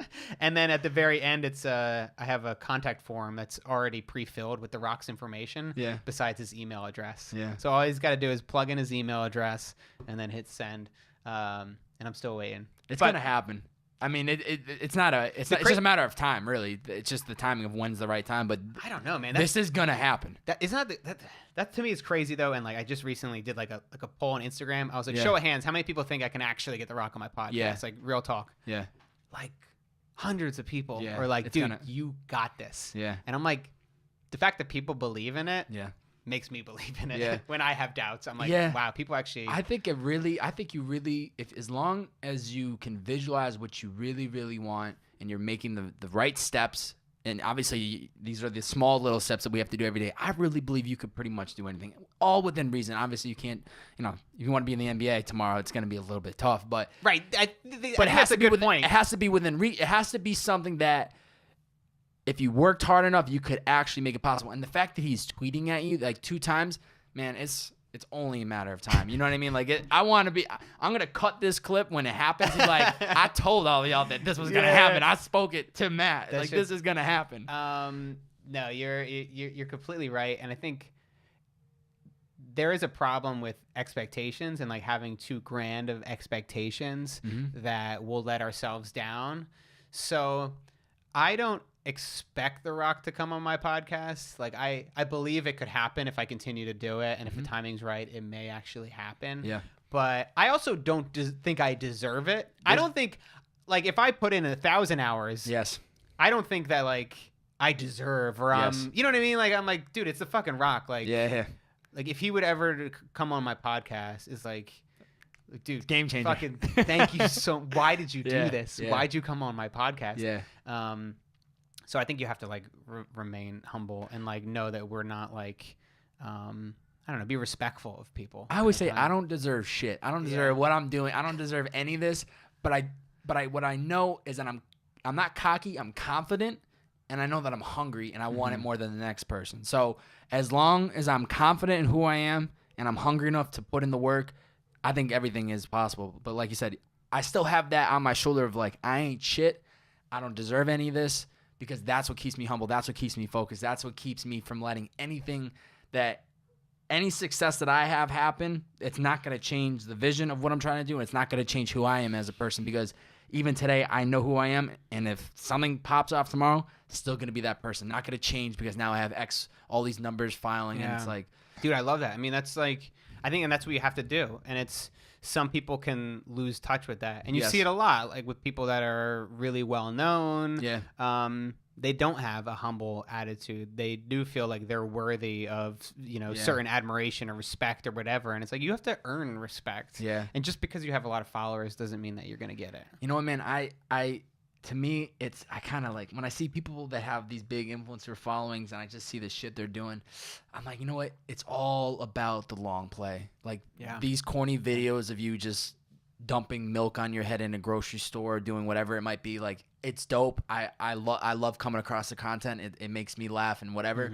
But what is the long play? Like, do you want to keep doing this and then in 10 years be known as the guy who at 20 was dumping milk on his head? Like, I'm fortunate. Is this a video that I've seen? I can think of an Instagram account that I come across from time to time. I don't follow this person, but just the people that make videos that are, I guess I don't want to say videos, or just the people that aren't thinking about the long play. Like, are you doing something today that you're going to be proud of in 10 years? Or are you doing something today because it's getting you money or it's getting you traffic?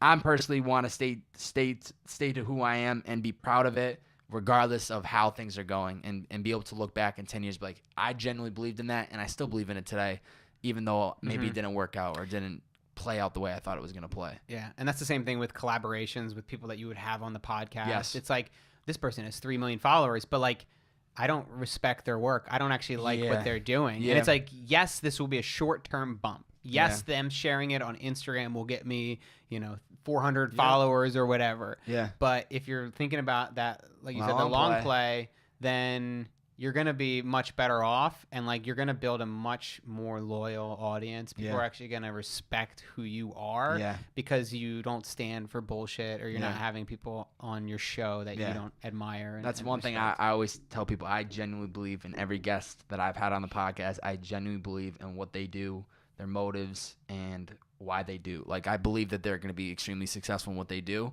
And I try to stay away from anybody that I don't believe in, because what's the point? Like, even if they have 10 million, it's almost like a sellout. Like, oh, I'm bringing this person on because they're going to hopefully and maybe they don't even, that's the other thing. It's like, I don't expect people to post this stuff. That's you know actually what I mean? a good And point. that was a really good thing that I had learned from one of the podcasts after Babbins. I think it was the one after that. You had made it was about like, I'll follow up with the guests, send them all the clips, and just say, hey, here's the content I'm posting. I don't expect you to share it, but I just want you to have it. And that's something I learned. But it's like, I don't expect anything. And that's one thing I learned from Gary Vee. So shout out to the man himself, the God. GV.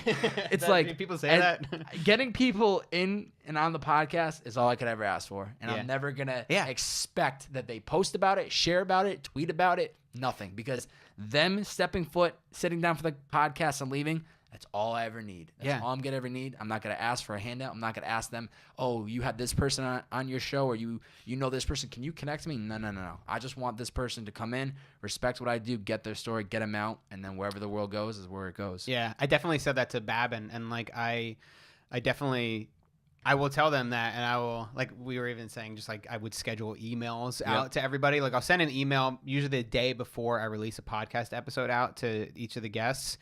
And I will make that clear, like, you coming on the podcast is enough for me. Like, you don't have to share this. But if you want to, here's a couple teasers, photos. And I do try to think about it, because I want to say, like, that's clear. I don't have an expectation that they're going to do it, but I want to create content that they would want to share. Yes, because course. Obviously, like, I am trying to grow my audience. I'm not trying to pretend like I'm not. Yeah. And I would think about what kind of teaser would benefit both of us. Yes. What kind of clip could I pull from this to send to them that they would want to share with their audience, that's going to put them in the best light, that's going to be inspiring. And I'll do like a teaser, and then maybe I'll send a couple headshots from the photos I've taken. So that way, like, that's really like, it's easier. Okay, they could just turn that into an Instagram story. Yeah. Or I'll do a GIF of like a couple photos of them like kind of like laughing or smiling or turning to the side. And a lot of times it's like they'll share one of those. Sometimes they share all of them. And sometimes they're like, dude, I want to share this everywhere. I want to hype this up. And it's great. And then some people don't share any of it. And that's totally fine too. And I'm like, that's, I made it clear. I don't want people to feel awkward and feel pressured into doing something. I want them to feel like that was an amazing experience. I would recommend a friend go on his show, even if I didn't share the stuff. Yeah. I could literally spend an hour, 2-hour podcast with you just talking about podcasting, because I'm always so curious and seeing like what you put out. I really genuinely love everything that you're doing. And I'm even looking at my process, like, how can I get to a point where I'm doing something similar like that? And where do you see your podcast going? Like, and the way that you want to grow, like the visual look to it, and like the other content, even the Babin one, we were talking about breaking down these pillars and like creating more content from it. Yeah, I mean, just recently I started to finally, when I started the podcast, it was always like this one step after another, episode 1, 2, 3, 4, and it just kept growing and growing.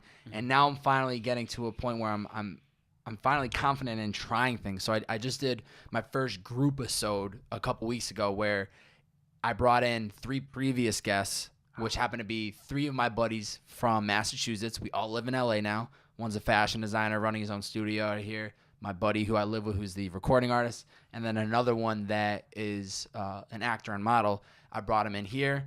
we had to literally lift up the bed, fit in 2 chairs. So now we have 4 of us, and it was the first group episode where the topic was about moving to LA. So we come into the podcast. I say, all these guests have been on the show. If you want to get to know their story, check out episode 50, 20, 30. This podcast is about moving to LA. So I came in with some questions, and we just talked about it for an hour and a half. And moving forward, now it's just about trying different, the whole idea of Purpose in the Youth is the breakdown of the stories, and it's always going to continue to be the main focus point. But then now do group episodes, bring in previous guests, bring in people, maybe one day do a podcast with 4 podcasters. Let's talk about podcasting and then go into that process more. Or I have my man Kirk here who's shooting a lot of visuals of like the behind the scenes. So then I'm taking that, I'm putting up a vlog, but then I'm also taking the audio from that and putting it out as a podcast. So I'm just trying to take the brand and just keep putting out more content. And one day we'll take it from the studio bedroom to just the studio, or maybe just a room dedicated to it. But has there been? Sorry to switch the script. I'm like interviewing you now. Let's go. Has there been something that you've seen resonate most with people or connect most? Like what has been? It's kind of tough. Yeah, I've noticed that there's some people that they just want the filmmakers. I've had a lot of film and video and photographers, and that's all they're looking for. And then I have some people that they love it all. They love the artist. They love the guy who's an entrepreneur. They love the podcaster. They love everything. So I've tried to just make sure that I'm always improving my interviewing skills, but I'm not like looking at it as this is what people want, so this is what they're going to get. I'm just looking at myself and saying, what do I enjoy? What are the stories? And I just continue to bring in people that I genuinely want to know their story and kind of bring that onto the podcast. So it's kind of tough because, like I said, I know there are certain people that are coming back looking for those certain stories. And I wish they were here for every episode, but at the same time, I don't want to box myself into just like one type of podcast or one type of people. I just want to keep this as an open platform to create whatever I think is the best content. Well, I think that's what Tim Ferriss does too, where he says, if he's writing for the blog or a podcast, he's only at any given time trying to reach 10 to 25% of his audience. Yeah. And that helps me. And like, I see that too with my podcast, where certain people, like I'll have certain excerpt breakdowns on my YouTube channel where I'll either talk about it or I'll include an excerpt into like a short kind of choppy video. To give people an idea of what they're going to get from that. And like I've heard from people like, oh, that helps me know like if this show or episode will resonate with me. Because there are the people that listen to every single episode. Yeah. And that's probably like the strongest percentage. If you're getting consistent download numbers each time, it's the same people coming back. Yeah. But then there's going to be like probably 30% or 40% of people that listen to episodes every once in a while. Yeah. Like they're like, oh, that one looks really good. Yeah. And then you have to think about how do you title it, how do you position it, how do you promote it. So not to cut you off, what I've gotten religious at is I made a podcast Instagram, and every day I post a clip so a new episode will come out on Wednesday and I'll post 7 clips. Wow. So I'll post in the morning, I'll post the cover photo, which will be the Polaroid, just explaining their story, and then I'll follow up that day, post another video, and then for every day for the next 6 days, I'll post a clip from that podcast. And then maybe I'll post 2 or 3 times that day because I'll have a photo or something that's good for the podcast, and I'll bring that in. But I post every single day on the podcast page. That was probably the best thing I ever did, was make a separate account, which I didn't even do until probably not until like the 20s when I realized I'm actually starting to build a brand of Bobbbaaaay. Like that's me, and I also have a podcast brand. I need to separate them because I want to post. I realized the power of Instagram and social media. I want to post consistently with this podcast, but I don't want to. It's going to hurt that brand. Yeah, because it's two separate. It's 2 separate brands. Like me as a person, I'm always this comes first before me. You know what I mean? Like the podcast, the logo, Purpose in the Youth is so much bigger than who I am. But along the way, I've created a brand for myself as the podcaster, energy guy, the favorite bearded man, the one who wants to accomplish all these goals, So it's separate, and that's what I realized. Like I need to kind of break these off, but still incorporate the podcast content through my Instagram. But instead, I'll only really post that day when the podcast comes out. I'll post a photo with the guest, and I'll post a clip, and that's it. And you won't hear about the podcast until 6 days later when the next one drops, unless the vlog. I'll post about the vlog. But I think what's really helped, and I've seen good feedback, is just posting those those, 20 to 60 second clips and trying to sell somebody almost of like, this is so good, this caught your attention, you really should go listen to this, And even if they don't, I've gotten feedback where people are like, yo, I don't have the time, or I'm not big into podcasts, but I love seeing your clips every day. And I'm like, you know what? At the end of the day, what am I trying to do? I'm trying to impact people. And if I can only impact you on a small platform, in a small 30, 60 second clip, and that's all I can do, then awesome. Like that, I'm still doing what I'm doing. And that's one thing I don't get caught up in the numbers. I know a lot of people are, that get so, obviously I really don't even look at them until I publish the new episode. So it's usually every week I'm looking at the numbers. I want this to grow. I want to see this in the millions, but I'm not going to get hurt if I don't see the biggest growth, because I'm still going to keep doing this. Even if it drops down, I'm just going to think, okay, I need to readjust. I need to keep going. But well, dude, I could even show you my progress. Like I have a chart. I haven't released it, but it's like for the first year where it's like up a little bit and then just steady. And then a couple months ago, hockey stick. Crazy. Why? It was the YouTube channel. So my YouTube channel blew up. I started out, for the first year, it took me an entire year to get 3,000 subscribers. Yeah. I remember I actually just saw a video that I shot of like when I went from 150 to 500 subscribers, and I was like, let's go. Guys, you're not going to believe it. Like, it's crazy. Like I'm like a YouTube famous celebrity now. And then now I get that every day. Like I get like 800 to 1,000 subscribers a day. Wow. And like I would be unstable if every day I woke up like, oh my God. Yeah. But I mean, it was for a while. Like, so I had that kind of hockey stick for the YouTube channel where I started to create shorter videos. And then this is the same thing where like I used to just only release excerpts for the podcast on the YouTube channel, and none of them did well. And then I started to do like videos about minimalism. Like my first video was my minimalist apartment. And I was kind of like funny, tongue in cheek. I made jokes. I like, joked about like, when, friends come over, I'll give them paper plates because we only have 4 plates. But like, lucky for us, we don't have any friends, so we don't have to worry about that. And like, it was just like that, just adding some humor into it. And that video went crazy. That was like the first one. I was like, oh shit. Like within the first week, it had 10 to 20,000 views. Wow. That video's got now over 700,000 views. And like, it was an eye opener. I was like, oh, this is how YouTube works. Okay. This is how it's kind of like the Matrix. You see in the Matrix numbers and like starting to make sense of how to grow an audience on YouTube. And then I'm like, okay, I'm not doing excerpts anymore on the YouTube channel. I'm just going to be making short format videos, really concise, and then just straight growth for about 3 weeks or so, like really good. And then YouTube featured me as a creator on the rise. Amazing. And then I got like, that just keeps, once you get that domino effect. Yeah, it was like maybe 8,000 subscribers in a day. And then every day after that was like 2,000. And then eventually to the point where within 3 months, I went from 3,000 subscribers to over 130,000.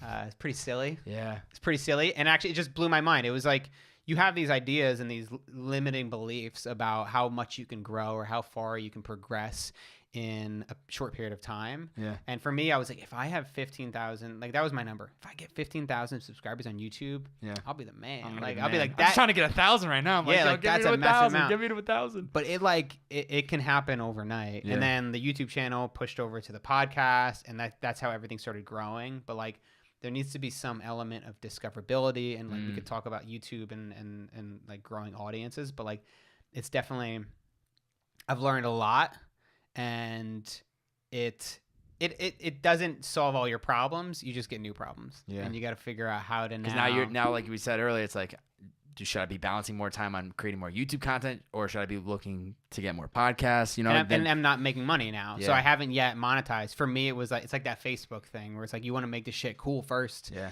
I want to make shit that people want to follow first, and then now I'm at the point where I'm very close to starting to monetize and learn that. But it's like too many YouTubers and too many creators see themselves as just content creators and not as business owners and entrepreneurs. Yep. And you have to understand that mindset, and you have to understand like how to add value, how to find people's pain points and to deliver, and how to sell and how to message. These are a lot of things that you have to do if you want to create a sustainable business. Yeah. And you have to lean into that. Yeah. Man, you're getting me interested in some ideas now. But what are you thinking? You know, I'm trying to just get more into like the behind the scenes stuff has been helpful. I've been seeing a lot of people almost like a trailer to get people to want to listen to the podcast because they're seeing, you know, it's a 10-minute video and now they're clicking in to see what this is all about. But trying to just I did like actually inspired from Bab, and I did a Q&A. I had listeners submit questions, and that did really well. Just trying to find different types of content to create that is valuable to people that I enjoy creating, but will be like a way to get people to want to listen to the podcast, you know? So, I mean, I could spitball different ideas all day long, and it's just me trial and error and just seeing what works, what doesn't work. And and then you do have to have a focus too. Yeah. 'Cause, like, we can say, like, I mean, you could do every social media platform, but I feel like it's probably going to burn you out. Yeah. And it's better to pick two. Yes. And go all in on, like, where I have Twitter and Instagram are my main social media platforms, and that's the only place that I really post. Yeah. I think like on Instagram, I'll just have the checkbox where it forwards it to Facebook, but I do not ever don't go look at there. Facebook. Yeah. Whenever I open up Facebook, it's like 1,000 messages because I haven't looked in like 3 months. It's not because I get a lot; it's just because I never check it. But then when YouTube was also really important for me as well, because like, YouTube was a thing where when it popped off, I realized how important it was and how I need to invest time into it. So I made time for it. And then the podcast. But the podcast is a crossover between YouTube and stuff. So, like, I have those main things, and I try not to do much else. Like, focus all my energy on those. And it's really the same content that's being spilled out. That's all it is. Like, You're just cutting it up a bunch of different ways. Yeah, it's podcasts and short form videos, and then I disperse it between them. I actually also, like, I know I said I keep things simple, but I have a mailing list. I don't know if you have an email list. Start an email list. Because, like, an email list, I don't know if you've heard this or many people have tried to convince you to do it. But you're going to get a certain percentage of, basically, if you want to actually sell a product or a course, or you want to sell something to your audience, email is the best way. And if you have an audience that's, like, subscribed to you for a certain reason because they want to learn about how to grow an audience, and then you release a product to them about how to grow an audience, say if you have 10,000 subscribers on your email list, there's going to be a certain percentage of them They're that actually going to click into it. buy the course. Yeah. And it's going to be like, I think my sister said it's like 0.2 or 0.02 or something. It's very, very small. But it's something. But if you have 10,000 subscribers and you sell, like, you know, put out a course to that list, and it's high value product, if it's $200, $300, you don't need that many sales. Yeah, you just need a couple. You sell a couple hundred over the course of a year, and you got yourself a business, man. And that's what I'm interested in right now. Is like, how can I just do like really simple, small courses where I put a lot of time and effort into them, but they're high value. Yeah.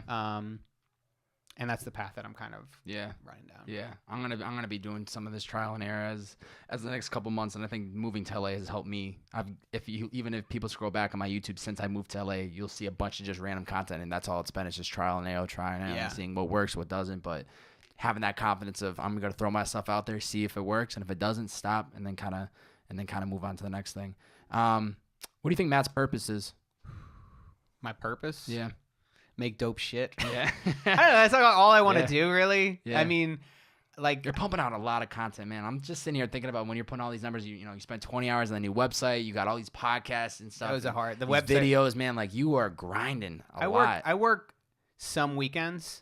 I work a lot of weekends. Yeah. But I want to say some to a lot. a lot. I work most weekends. Yeah. Like, I love But you love working. it though. You I love it, it. so it's not work. But for me, it's like it's the balance of my relationship with my girlfriend. Yeah. So I want to make sure if she plans something for the day, we'll plan it out and be like, hey, do you want to do anything Sunday? Do you want to go to the beach or whatever? And then I won't work. Yeah. Or I'll be like, hey, I'm probably gonna put in like 3 to 4 hours in the morning. Like I really want to get ahead of the game and chop this podcast together or whatever.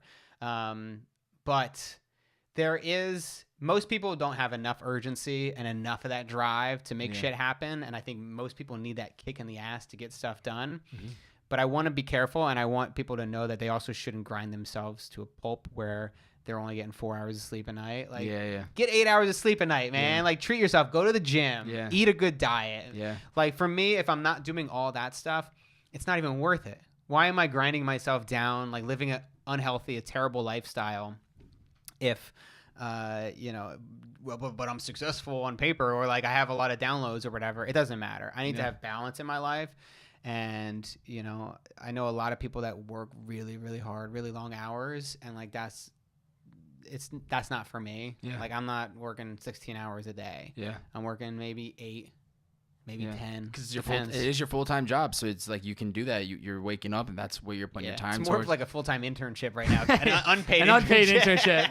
Yeah, but no, I mean, I like love it. And like I'm just trying to create the best shit that I can. Yeah. Like even when I was making Minimalism, I was like, I want to make a movie that my filmmaker friends are like, that was dope. I wish I did that. I wish I thought of that. Yeah. I'll get some water. Yeah, I got you. Thanks, dude. But yeah, no, just making dope shit. I think everybody should just be trying to make Shit. Yeah. the greatest stuff they Dude, can, especially let's as like let's all artists make dope and shit. creators. We're making dope podcast shit right now. You know what I mean? And like you have to enjoy the process because I mean I love contributing, helping people, and like interacting with those who like consume my content. But at the end of the day, you still have to like love the work that you're creating. Yeah. And like Fall in love with if that. I'm editing for 8 hours a day, I want to make sure like I love it, I feel fulfilled, and there's like a purpose. I think it's about investing in yourself too, because you're working a job, you're helping this other company achieve success. They're paying you. That's great. Yeah. But you are trading your time for money. And for me, it was all about how do I continue to invest in myself to build something that will then give back to me, that like I will own. I have a stake. This is in all it. yours. It was Minimalism. It's the podcast. It's like the YouTube channel. I was kind of tired of executing on other people's vision and like helping to, you know, somebody else's YouTube channel, creating a video that does really well. But then that's it. That's not my YouTube channel. That's not my account. Like you have to really take ownership over yourself and what you're creating. Yeah. This is when I reverse the role. Before we get into closing questions, I allow my guests to ask me any one question. Could be something you want to know about me, any one question. Fire away. What is your most ambitious, like craziest goal? Like, do you have something, or at least like a vision of where you want to take this thing? Yeah.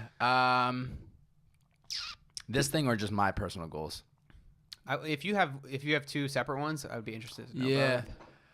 I have like a running list. Like I'd love to get on the Ellen show to talk about my journey. I'd love to have a Netflix series. I think it'd be super dope to take this concept and, you know, this all stems back to me. I don't know if we talked about it before, but you know, it's unbelievable how in just 2 years how much I have changed in a person. I was that kid graduating from a business school when, you know, 99% of my graduating class was enrolled in a full-time career within 6 months, and I got an email 6 months out saying, "Congrats, 9 of you are enrolled," and I was the 1% that wasn't, because I had an idea to start a podcast. I started this because I didn't know what my passion was. I didn't know what my purpose was. I wasn't just gonna get a job to get a job. I wanted to figure out like what is it that I can do for the rest of my life that's gonna make me happy and that I'm gonna enjoy.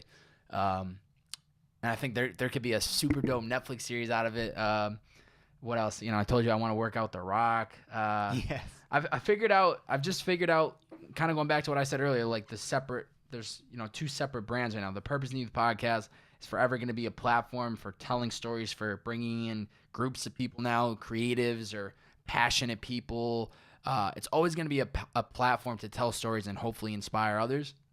But then separately, Bobbbaaaay, the bearded man, has become somebody that's just would like to break into the, I don't want to call it the entertainment industry, but have a platform and be able to collaborate with people and, you know, just try things that, you know, maybe try acting one day, or, you know, try modeling, or try, you know, we're doing podcasting right now. Just, I don't know necessarily where, or maybe even have like a night show. I always tell people now it's like evolving. It feels like a night show, doesn't it? Yeah, right. Every like 6 weeks I have a new goal or a new idea of where I'm actually going. But I'm just trying to do really dope shit and stuff that if you had told me 5 years ago that I would want to do, I'd be like, you're out of your mind. Mm-hmm. And just push myself to just dream so big and just keep working and try to build a platform that inspires people and create dope content, have fun with it.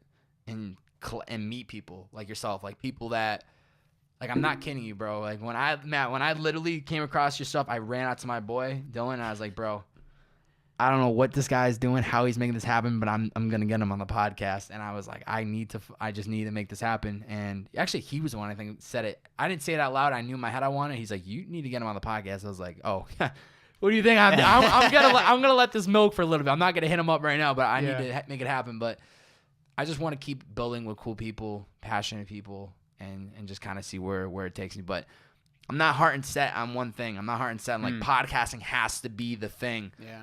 I'm open to it all. And if I'm not the best at it, that's cool. I don't need to be the number one. I just have the confidence that I can deliver, and I can hopefully get to that point someday. It seems like it's all about continuing to challenge yourself. Yes.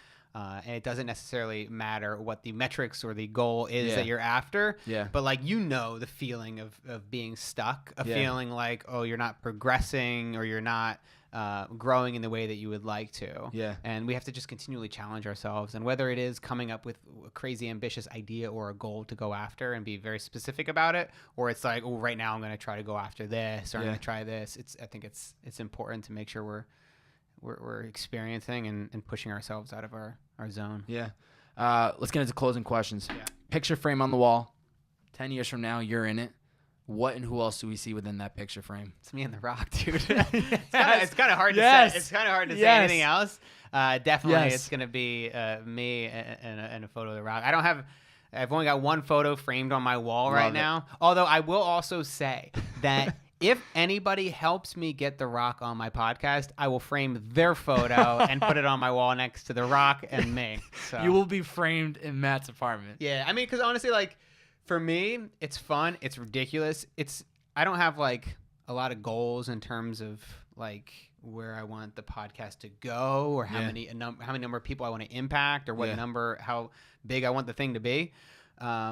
So for me, having that goal actually pushes me, and it's going to make the podcast bigger than it ever would have been, because it actually, in a lot of ways, I think, well, the YouTube channel is doing well now. Should I just focus all my time on YouTube? Like, if I just dropped the podcast and went full on YouTube, I'd probably be able to blow this thing up within the next year or two. Yeah, easily. But then The Rock, like the Rock, getting The Rock on my podcast, it keeps me going with the podcast. It keeps me going with everything. And I think that was actually like subtly in the beginning one of the reasons why I did it as well. It's because I knew it was going to push me forward. And it's like, well, I don't want to be somebody who like gives up on his dreams or his goals. Yeah. So the podcast has to keep going on. Yeah.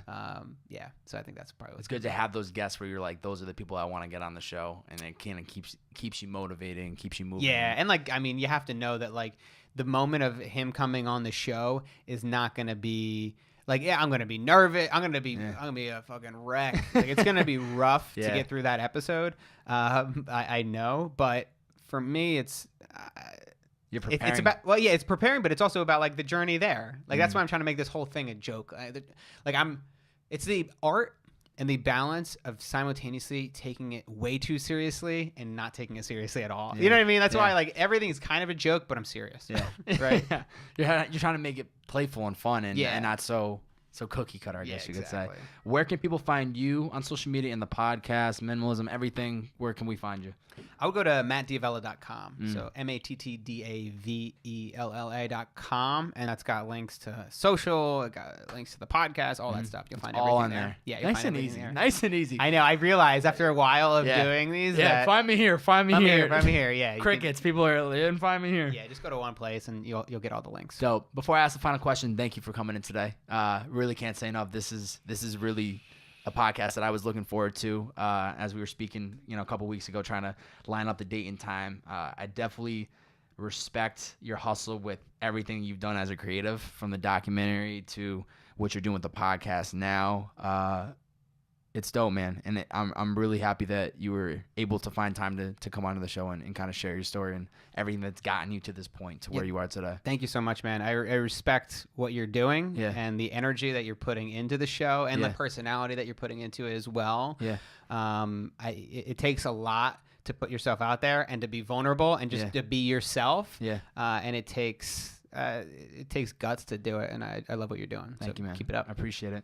What's the last question for you? What's the best 2 to 3 piece of advice you'd give to somebody that's listening, hasn't found a passion, hasn't figured out what their true purpose is? What's the best 2 to 3 things you'd say they do? step number 1, start a 401k.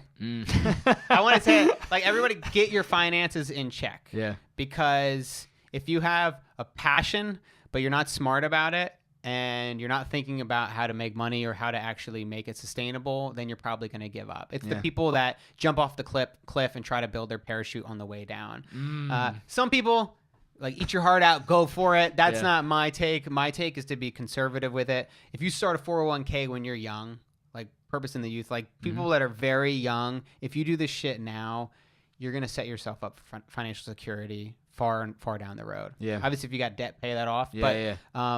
You know, if you, dude, compound interest, look it up. Just Google it. It works wonders. In terms of finding your passion, you don't have to have just one. You can cultivate your passions. You can experiment and try different things. Yeah. Don't feel like just because you don't have a certain direction, you don't feel like, especially when you're young, like it's hard. Not everybody has something that just kind of connects with them and it resonates with them in a way, like straight from the start. So try different things. Some things you'll make money from. Like, I'm really passionate about lifting weights and going to the gym. Let's go. I don't make any money doing that, you know. Maybe one day, but like, I'm not a personal trainer. So, like, find passions that you can just enjoy, and then find the things that you actually will really love and will also make you money in the long run. Yeah. Matt Diavella, baby. Thanks so much, Thank brother. you for coming on the show, man. It's an absolute pleasure. This is great. We'll catch you guys next time. See ya.